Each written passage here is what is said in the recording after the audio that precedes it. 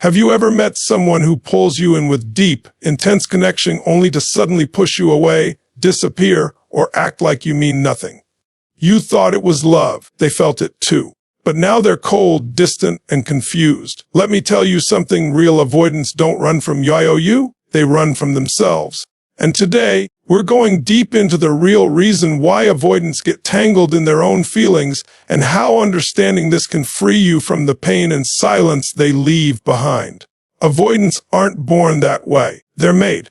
Carefully, painfully, over years of subtle emotional rejection. As children, they often grew up in homes where emotions were inconvenient, unpredictable, or even dangerous. Love may have been present, but it came with rules.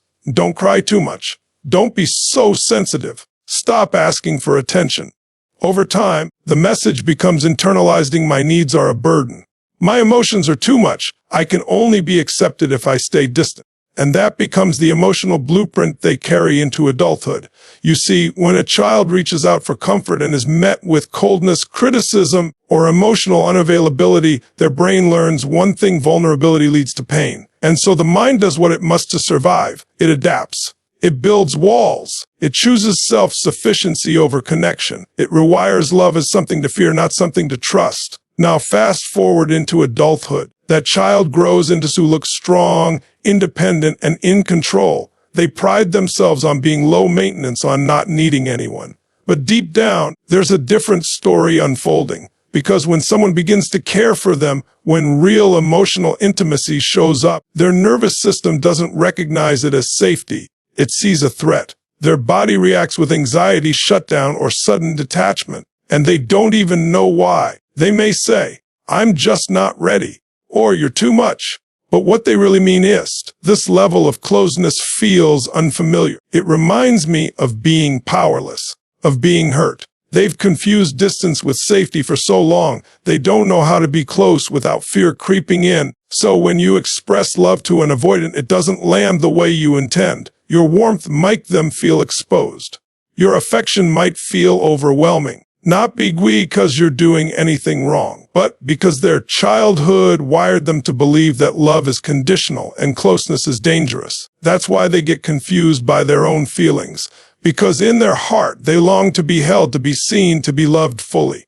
But in their body, they panic, and running away never works, and so they pull away, not realizing that they're reenacting the very pain they swore they'd never feel again. Not realizing that the wall they built to protect themselves is the same wall keeping love out. Avoidants feel more than they'll ever admit.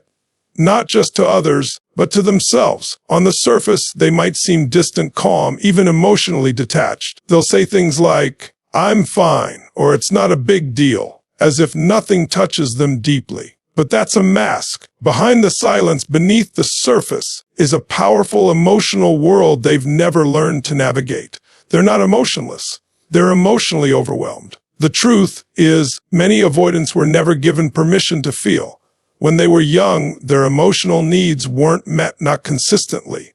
And so they learned to suppress, to compartmentalize, to numb out.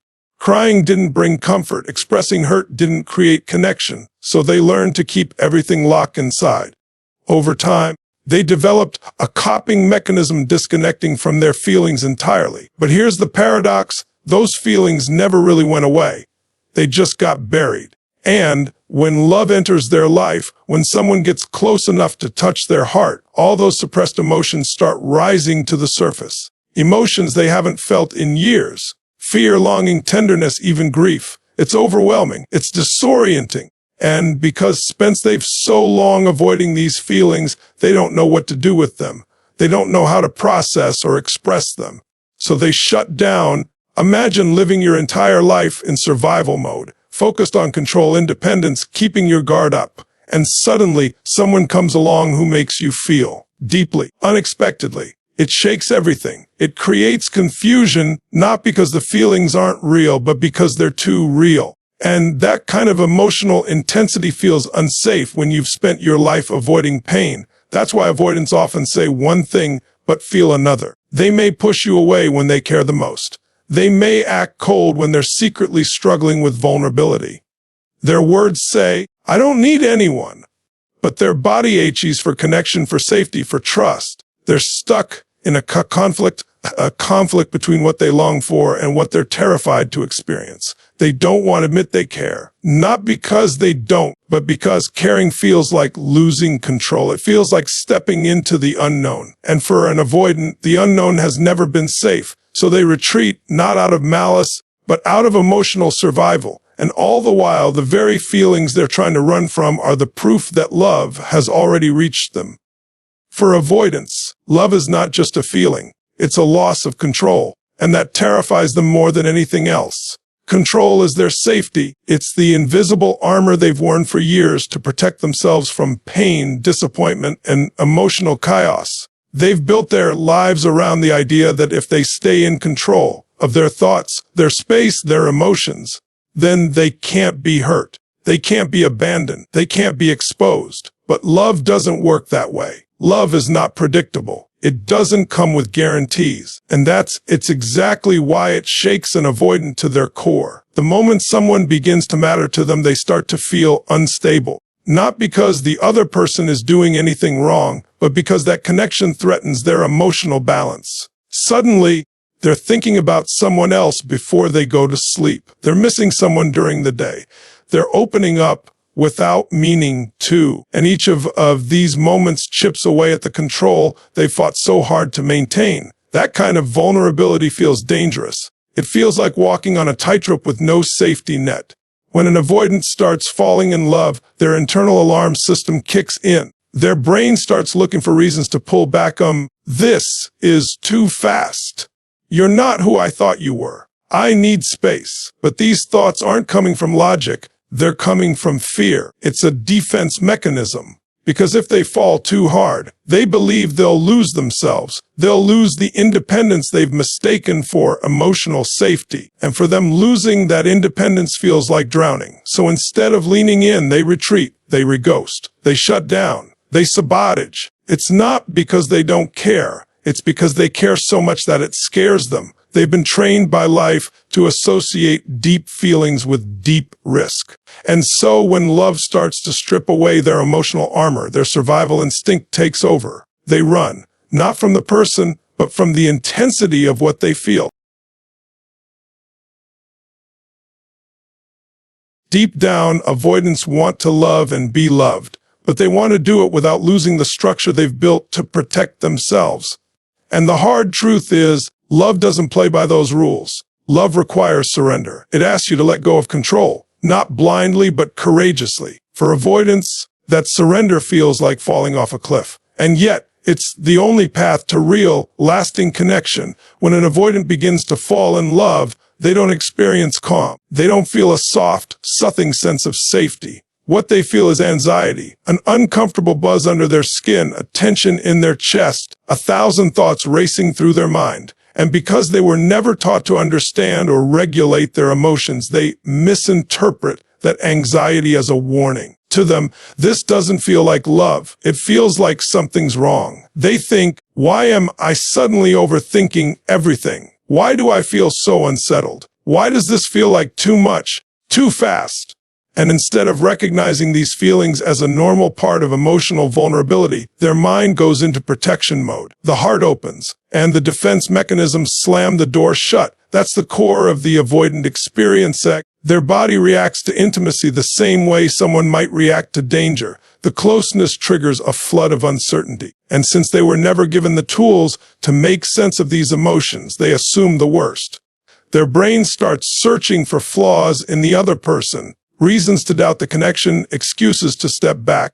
Maybe I don't really feel that way. Maybe they're not right for me. Maybe this is moving too fast. But none of this is about the other person. It's about the war happening inside their nervous system. Love is meant to be a place of rest. But for the avoidant, it feels like chaos, because for most of their lives, the only way they've felt emotionally stable is by staying in control and emotionally distant. So when feelings begin to emerge, strong feelings, they confuse that rising emotional energy with danger. Not because the love is wrong, but because it threatens their emotional autopilot. They mistake the adrenaline of vulnerability for a red flag. They confuse openness with exposure. And instead of pausing to reflect, instead of leaning into the experience with curiosity, they pull away. They run, and they label the connection as not right, when in reality, it was too right, too real, too intimate, too emotionally activating. That kind of connection breaks through their emotional armor. It shakes their foundation. And because they've spent so long avoiding discomfort, they don't know way never works. They don't know how to tell the difference between emotional growth and emotional threat. So what they're really fleeing isn't the other person. It's the unfamiliar intensity of being seen, being known, and being emotionally impacted. And because that intensity feels like anxiety, they assume it must mean the love isn't real, when in fact, it may be the truest thing they've ever felt. To most people, closeness feels comforting. It feels like home, a place where you can exhale, let down your guard, and be accepted as you are. But for someone with avoidant attachment, closeness feels like a trap. The very thing that others find soothing, they experience as suffocating, because in their world, intimacy doesn't equal safety. It equals vulnerability, and vulnerability is dangerous. They've wired themselves to believe that needing someone makes them weak, that relying on another person will only end in pain, disappointment, or rejection. These beliefs aren't random. They're the result of emotional conditioning that began long ago. In their early relationships, closeness often came with expectations, judgment, or emotional unpredictability. Maybe they had to earn love by being perfect. Maybe they had to tone themselves down just to keep the peace. Or maybe love was offered only to be withdrawn without warning. So as they grew older, their minds came to one powerful conclusion: if I want peace, I have to protect myself. And to protect myself, I must stay distant. That's why even the healthiest relationships can feel threatening to an avoidant. When someone starts getting close, not just physically, but emotionally, it activates every alarm in their system. Suddenly, they feel like they're losing control, like they're being pulled into someone else's world. And because they've equated independence with safety, they start to resist. Not always in obvious ways. Sometimes it's subtle, a delay in responding, a shift in energy, a small emotional wall that goes up. Other times, it's drastic disappearing, picking fights, or ending the connection altogether. What they're really doing is trying to reclaim their sense of space. They need emotional distance like others need reassurance. It helps them breathe. It helps them think. And most importantly, it helps them feel like they're not being consumed by someone else's expectations. This doesn't mean they don't care. It means caring feels risky. It means closeness threatens their hard-earned self-sufficiency. So when someone offers them real love, patient, present, unconditional, it doesn't always feel like a gift. It feels like pressure. It feels like exposure. They're not rejecting the person. They're rejecting the intensity, the emotional weight that comes with being truly seen. Because to be seen is to be vulnerable. And for someone who has survived by staying guarded, vulnerability doesn't feel like love. It feels like a loss of control. There's a strange and painful contradiction inside the avoidant heart. They are magnetically drawn to people who are emotionally available, warm, expressive, and open. These are the very qualities they secretly long for, qualities that remind them of what they missed out on in childhood. At first, it feels like healing, like finally finding someone who sees them, understands them, and holds space for their emotions without judgment. And for a while, they lean in. They allow themselves to feel hope, connection, even a glimpse of safety. But as the emotional intimacy deepens, something shifts. The very traits that once attracted them now feel threatening. The warmth begins to feel smothering. The openness starts to feel invasive. And they begin to pull away. This is the avoidant cycle. They chase the feeling of being emotionally met, but when they get it, they panic. Not because the other person is doing anything wrong, but because the avoidant's internal wiring equates closeness with danger. Their nervous system isn't used to consistency. It doesn't recognize healthy connection as safe. It sees it as unpredictable, as something that might eventually overwhelm, demand too much, or expose them too deeply. So they start searching for emotional exits. It often begins subtly. They might question the relationship. Someone never works. They might say they feel pressured, even when their partner hasn't asked for anything unreasonable. They might begin picking flaws in the other person. Not because those flaws matter, but because creating distance helps them regain their sense of emotional control. They self-sabotage, not because they don't care, but because caring deeply makes them feel out of control. And for someone whose entire identity is built on independence and emotional self-containment, that loss of control is terrifying. What's even more tragic is that avoidants often find themselves attracted to people who are emotionally expressive because those individuals carry the emotional fluency they never developed. The connection feels magnetic, but once they're in it, they don't know how to handle the emotional intensity. And so they run. They convince themselves the other person is too needy, or that the relationship isn't working, all while ignoring the truth they wanted love. They just didn't know how to receive it. This inner conflict leads to heartbreak on both sides. The partner feels rejected for simply loving them. Running never works. And the avoidant walks away thinking they've escaped a threat, not realizing they've once again abandoned the very thing you've been searching for all along. Avoidants often live with an invisible contradiction. On the surface, they appear emotionally self-contained, like they don't need anyone, like they prefer distance. But deep down, there's a silent yearning to be understood, not analyzed, not pressured to change, simply understood. They don't want to be fixed. They want to feel safe enough to reveal who they really are underneath all the emotional armor they've spent years building. This is where most people get it wrong. When someone loves an avoidant, they often try to break through their walls with logic, reassurance, or persistence. They try to explain, to plead, to convince. I'm here for you. You can trust me. I won't hurt you. But those words, as well-intentioned as they are, don't reach the avoidant heart the way people hope. To the avoidant, these efforts can feel like pressure. They may even interpret them as control. And when they feel cornered emotionally, even by love, their instinct is to retreat further. Avoidants didn't grow up with safe emotional spaces. Many of them learned early on that expressing pain or fear didn't bring comfort. It brought judgment, silence, or rejection. So they internalized a powerful rule. If I want to be accepted, I need to hide my feelings. Over time, they convinced themselves that being vulnerable equals being weak. So when someone gets close and genuinely wants to understand them, it touches a nerve they've been protecting for years. But make no mistake, that desire to be seen is still there. It's quiet, it's guarded, but it's real. Avoidants want connection just as much as anyone else. Their way never works. They want to feel emotionally safe. They want to feel that someone won't run when they finally let the mask slip. But they're terrified that if they show the depth of their confusion or tenderness, they'll be rejected all over again, just like before. So when you offer your heart to an avoidant, the greatest gift you can give is patience without pressure, presence without force.